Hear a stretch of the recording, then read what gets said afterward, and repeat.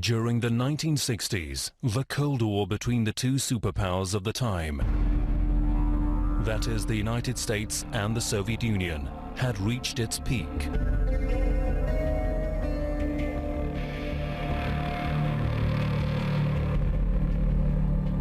In order to attack possible targets in various parts of the world, the United States had positioned numerous advanced aircraft carriers in the world's seas.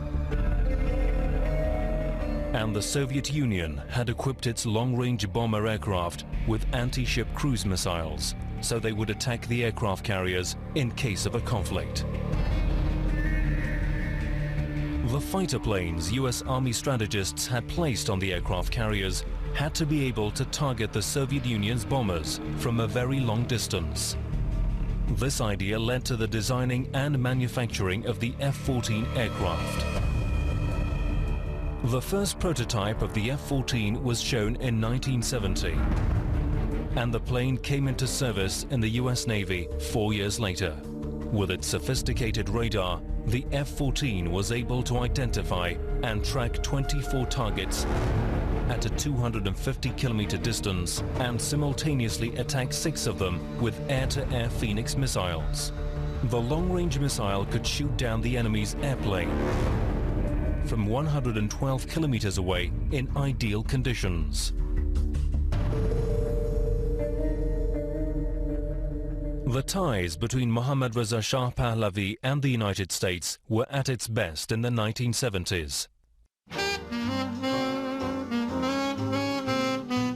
And the two countries were strategic allies.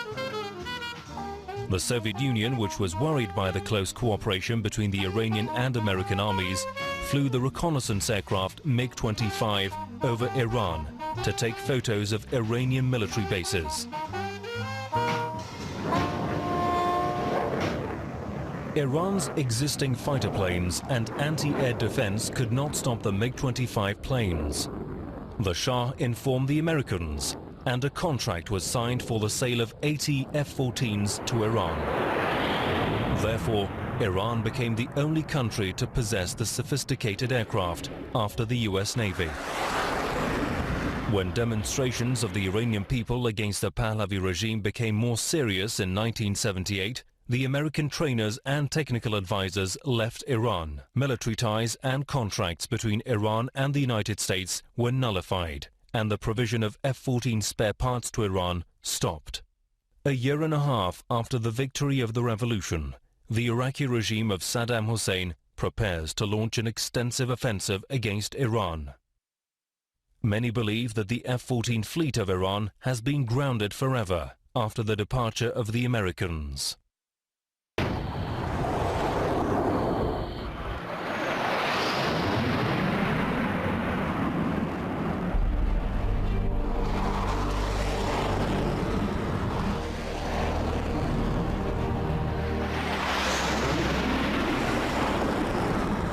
The F-14 was the most advanced fighter jet of its time.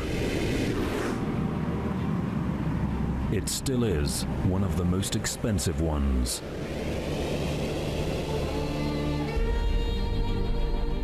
This series, however, is not about the F-14s. It's the story of a few men who had to operate their F-14s without proper equipment.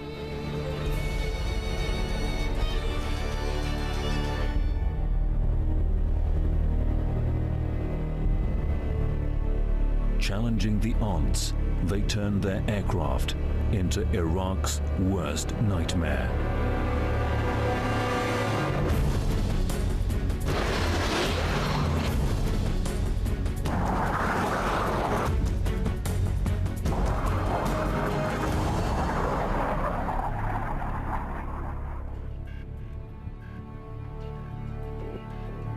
September 21st, 1980. 2 p.m.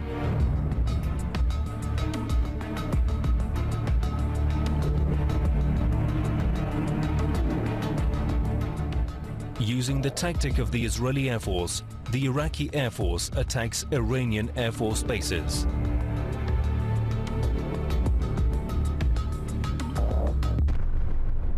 Despite sanctions and organizational problems after the revolution, the F-14s from Shiraz Air Base fly over Khak Island in the afternoon of the same day to prevent the probable attack by Iraq.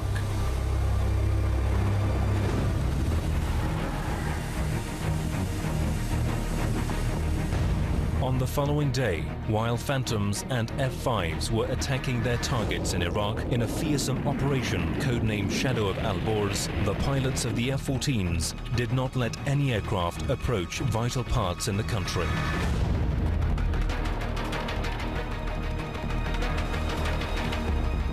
Iraq's attack has a humiliating result. According to the evidence and documents, the first Iraqi aerial invasion happened in April 1979 in Bahramabad Customs of Mehran.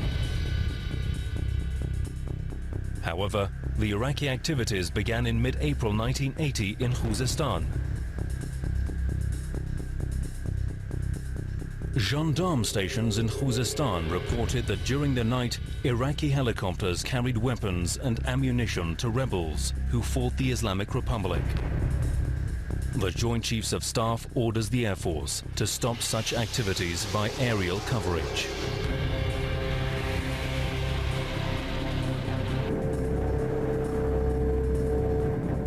از 2 ماه قبل از شروع جنگ ما شروع کردیم یکی خلبانا چک کردن. خلبانا که 18 ماه پرواز نکرده بودن، هواپیمایی که مدت‌ها زمینگیر بودن، هم بچه‌های فنی سری هواپیما را آماده کردن، هم ما خلبانا رو دونه چک کردیم و فرستادیم منطقه جنگی. Tom Cooper, researcher and writer of Iranian F-14 units in combat, believes that the first victim of the F-14s is one of those helicopters. An Iraqi Mil helicopter.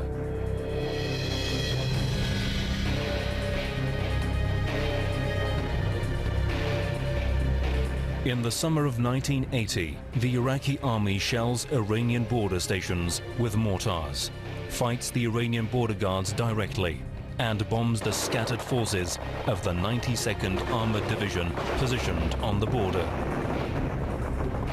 Iranian political figures do not want the expansion of skirmishes. In response to the attacks, the Iranian Air Force launches some limited offensives against Iraqi stations. اون موقع درگیری مرزی بود، یعنی عراق میومد پاسگاه ما رو بمباران میکرد، ما هم گاهی به تلافی همین کارو میکردیم و وقتی فانتوما میرفتن بمباران کنن ما پوشش هوایی بلند میشدیم که برای محافظت از فانتوما و تقریبا ما اینجوری تمام خلبانا رو آوردیم تو کوران پرواز، همه هواپیما فعال شدن. The first confirmed hit by Iranian F-14s was done by pilots Atai and Pashampur in September 1980 during these offensives. در یکی از این پروازها که 19/6 بود ما پوشش فانتوما بودیم، فانتوما ماموریتشون انجام دادن، برگشتن، من بودم کابین عقبم سلطان پاشاپور بود، من سرگرد بودم موقع و جناب سرگرد رستمی بود که بعد تیمسار رستمی و رئیس ستاد شدن، ایشون بود کابین عقبشون الان یادم نیست واقعا کی بود. رادار اعلام کرد که یه فروند هواپیمای عراقی داره به مرز نزدیک میشه، شما درگیر میشید باش.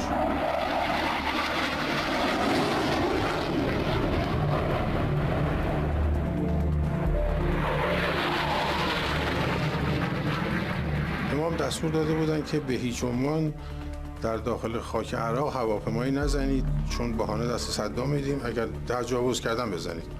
The Iraqi aircraft had started a dangerous game. It flew near the border for hours to draw the attention of F-14s. However, it returned inland as soon as it was intercepted by F-14s.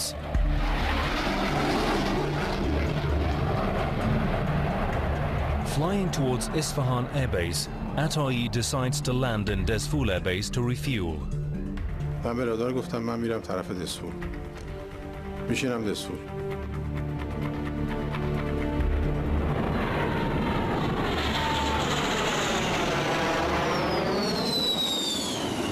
ادامه که دادم بلافاصله اعلام کرد که یک فروند یه چیزی مثلا بالای 50 مایل، الان دقیق مسافتش یادم نیست، پشت سر شما. من دیدم که این داره از همدان، طرف همدان میاد، یعنی طرف شمال داره میاد به طرف جنوب. برگشتم گفتم که مطمئنید دشمنه؟ گفت نه منتظر باشید. اصطلاح انگلیسیش میگن استنبای. تا در فاصله نزدیکی که اعلام کرد که نه قطعا دشمنه.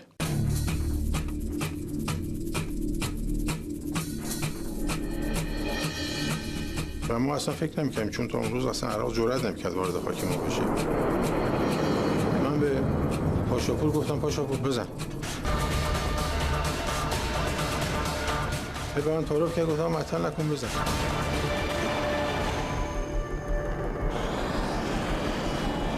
چون این دگمه که فشار داد، ما چون تو F5 من قبلا دیدم وقتی می‌زدیم موشک از سر بال بلافاصله میرفت. من دیدم که یه صدای اومد از من جدا شد. گفتم که آی پاشاپور مثل که موشک افتاد، چون فینیکس اصلا نزده بودیم، نه تو ایران نه جای دیگه. خم شدیم، اپا رو گردوندیم به پهلو که ببینیم کجا افتاد. من دودو دیدم که نه یه دودی هستش. تازه یادم افتاد که ما یه زمان لانچ تو ایجکت داریم، یعنی وقتی شما میزنید موشک از هواپیما جدا میشه، اول میره پایین بعد اونجا آتیش میگیره. برگشتم تو صفحه رادار دیدم که نوشته مثلا 4 ثانیه 5 ثانیه بعد میخوره. همینجوری صفحه رادار نگاه میکردیم 4 و 3 و 2 و 1 و 0 که شد، من دیدم هواپیما محو شد از صفحه رادار. اون پایینم نفر رادار خوشحال تبریک. بعد شنیدم مثلا از خوشحالی از حالم رفته بود. The pilots in Dezful Air Base carry Atay on their shoulders. He returns to his base in the afternoon. A few days later, the pilots in Shiraz Air Base have their first hit. به دنبال تجاوزات متعدد مرزی هواپیماها و نیروهای زمینی عراق به مرزهای کشور ما در شهریور ماه 59 در یکی از مأموریت‌هایی که ما مسئولیت پوشش هوایی مناطق مرزی رو داشتیم، من به اتفاق آقای سلطانی، قاسم سلطانی، در شمال اگر اشتباه نکنم همدان مشغول پرواز بودیم. خب هواپیمای مختلف میمدن، هواپیمای عراقی در نقاط مختلف میمدن که به مرز ما نزدیک بشن، با حضور ما میرفتن و این کار ادامه داشت تا اینکه رادار آبدانان اعلام کرد که 2 فروند هواپیما اومدن رو مهران و دارن مهران رو بمباران میکنن.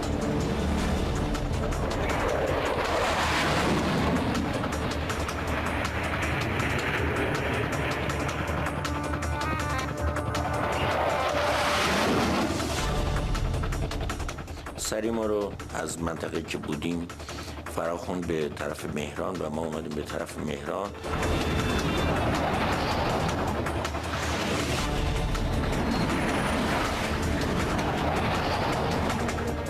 زمانی من رسیدم رو مهران که درست پشت یکی از این هواپیما قرار گرفتم که داشت میرفت برای زدن بمب بعدیش. فاصلمون در حدود 11 مایل بود.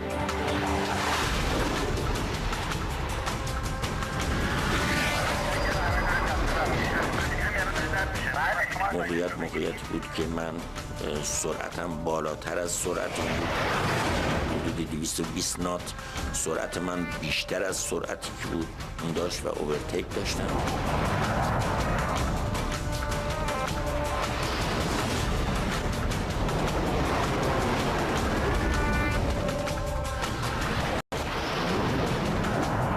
در نتیجه همه چی آماده بود و قبل از اینکه اون بمبش رو بزنه من مجبور بودم هواپیما مورد اصابت قرار بدم که ما موشکمون رو فایر کردیم، شلیک کردیم و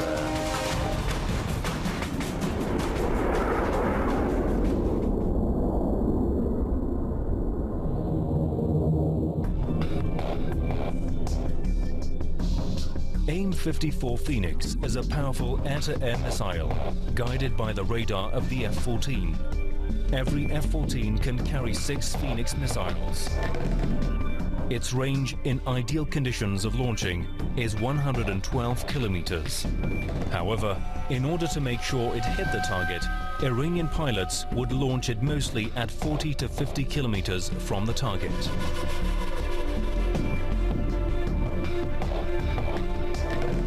The missile does not follow the target directly. It calculates the probable course of the target and goes there. Therefore, it is very difficult to escape from it. بعد از چند صدم ثانیه چون فاصله زیاد دور نبود من اون آتش رو دیدم.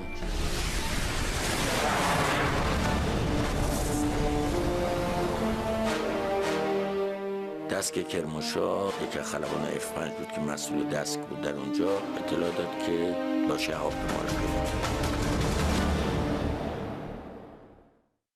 This is one of the few occasions during the war that F-14 pilots launched a Phoenix to chase the enemy's fighters. Although destroying the enemy's aircraft is the ultimate success for a fighter plane, the first duty of the pilot is to prevent the enemy's mission. This will preserve their own facilities and troops, and will also inflict the high cost of flight and abandon bombs on the enemy. F-14 pilots try to force Iraqi pilots to flee. Khalili is one of the pilots who have prevented the mission of Iraqi pilots. من فکر کنم اولین درگیری که ما با هواپیماهای میگ 21 عراقی داشتیم قبل از جنگ به جهت تجاوزهای متعددی که عراقی‌ها به کشور عزیز اسلامیمون داشتن در منطقه غرب کشور بود. ما یه روزی با رادار دسپول در تماس بودیم. به یکی از خلبانان پرواز میکردم من به عنوان معلم. رادار دسپول از تهاجم 6 فروند هواپیمای میگ خبر داد. البته ما اون زمان هنوز قابلیت‌های موشکیمون مثل قابلیت‌هایی که حدود 6 ماه بعد از جنگ تحمیلی مهندسین ما عزیزان ما فراهم کردن رو هواپیمای F-14 اون موقع نداشتیم. موشک‌های حرارتی رو موقع هنوز رو هواپیما ما نتونسته بودیم نصب کنیم. فقط موشک‌های فینیکس داشتیم و مسلسل هواپیما رو.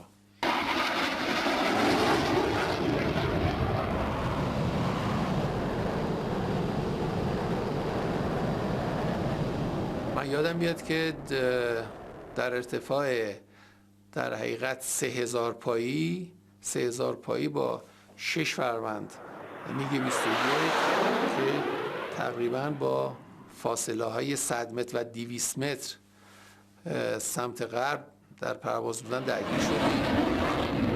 به نحوی درگیر شدیم که من وقتی از روی هواپیمای لیدر اینا رد می شدم این کاغذی که روی پاش بود یا نقشه‌ای که روی پاش بود وقتی برگشتم نقشه روی پای اینو دیدم.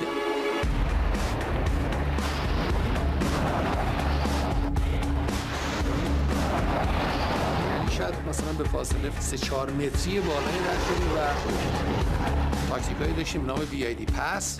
همین حرکتی که بالا سر این لید میگه 21 انجام دادیم فکر کنم دسته 6 فروندی رو ریخت به هم. یه چیزی حدود شاید ما نزدیک 30 تا 35 ثانیه با اینا درگیر شدیم. ما موشک حرارتی نداشتیم، فقط مسلسل بود. ولی خب یکی از اهداف ما در به اصطلاح به عنوان خلبانای F-14 در دوران دفاع مقدس جلوگیری کردن از تهاجم و توقف هواپیمای مهاجم عراقی بود. The world record of the longest flight in a fighter belongs to Khalili. By doing 8 times of aerial refueling, he flew an F-14 for more than 11 hours. This record may never be broken in the aviation history. During the war, F-14 pilots had to patrol 4 to 5 hours non-stop. Some of them have flown their planes for more than 9 hours.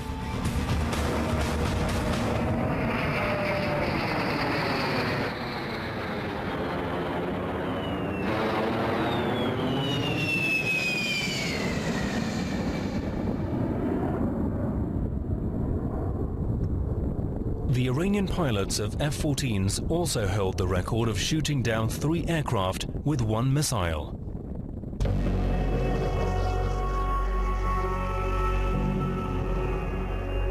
an Iranian F-14 piloted by Captain Adeli and Mohammad Masbough shot down 3 Iraqi aircraft with 1 Phoenix. A few days after the war started, it was probably around 9:30 at night, which we took off, toward our patrol area. ساعت 9:30 یادم از پایگاه بلند شدیم و وارد منطقه شدیم به سمت همون جزیره خارج.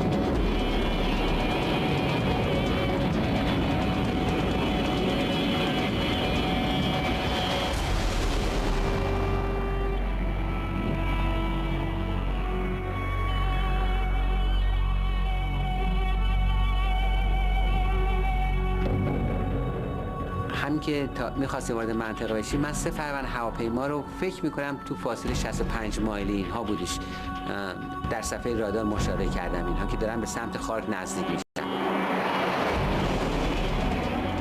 We called radar and told him that we are spotting some aircraft that are coming toward Khark Island. گفت من چیزی ندارم، شما از منطقه دور هستید، وارد منطقه بشید، شاید تا اون زمان هم برای ما قابل رؤیت باشه هواپیما.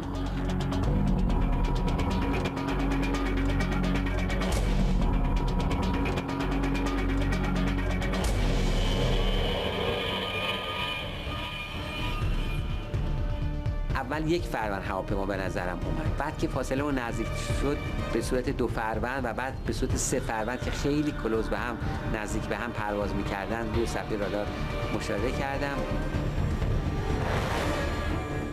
So we start continuing accelerating toward the area, actually getting closer to their flight path. So if we have to fire a missile, we could be as minimum as distance to the flight path. And finally, the radar replied, if we don't have anything in the area, just if you have it, just shoot them down.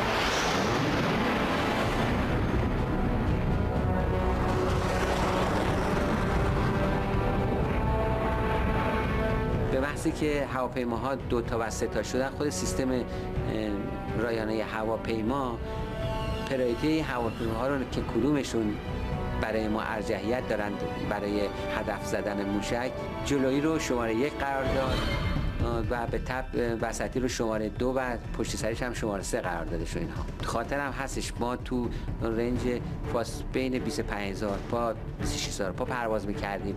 عدد 3 رو در کنار اون هواپیما من درست یادمه، مخصوصا اولی یادمه 3 رو گذاشته بود که ارتفاع هواپیما باید بالاتر از 30000 پا اونا پرواز می‌کردن که داشتن می‌آمدن به سمت منطقه. So we continue to the range that it was the optimum range for the missile to shoot the airplane. We were above 20,000 feet and they were flying really low. Even though it was night, they were flying probably about 1,000 feet or 1,200, 2,000 feet, between 1,000 and 2,000.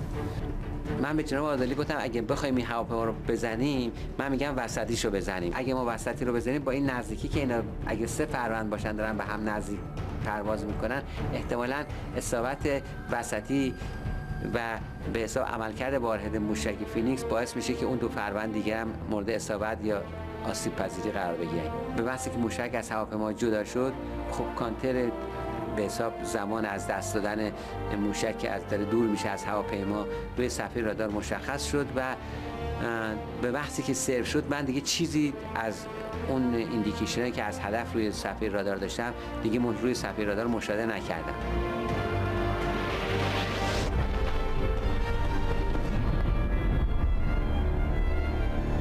برام مشخص شد که این هواپیماها، من فکر نمی‌کردم هر 3 تاش باید خورده باشه، ولی حدس می‌زدم که با اون تصمیمی که گرفتیم باید هر 3 تاشون مورد اصابت قرار گرفته باشه. By the time our missile hit the target, it was just reaching the Khark Island, and we just saw the splash, and then we went back to our normal pattern. And the next day, we find out, they found more airplane parts at the crash site. So that was a confirmation for us that we could shoot, those planes down. لاشه‌های هر 3 فروند هواپیما روی جزیره خارک بعداً توسط پدافند تایید شد که 3 فروند توسط 1 فروند موشک مورد اصابت قرار گرفته شد.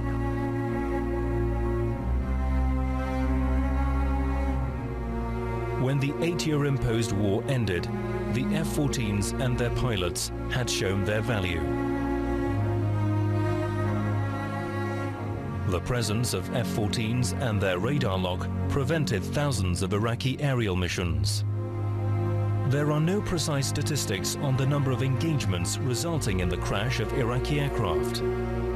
Some Western sources state that 250 Iraqi aircraft were shot down by F-14s, but the Air Force has not confirmed that. Seemingly, the West has exaggerated about the ability of the aircraft and the Phoenix missile for propaganda purposes.